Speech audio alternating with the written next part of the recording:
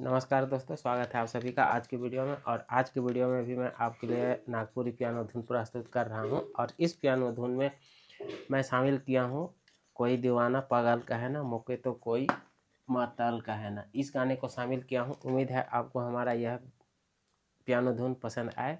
Channel में नए होंगे तो चैनल को सब्सक्राइब करके बेल आइकन को ऑल पे सेट कर दीजिएगा, ताकि हमारे आने वाले सभी वीडियो का नोटिफिकेशन आपको मिल सके। और एक बात मैं आपको बता दूं कि ये पियानो धुन जिस रिदम के ऊपर में मैं पहले कर रहा हूँ, इस धुन को मैं खुद से बनाया हूँ।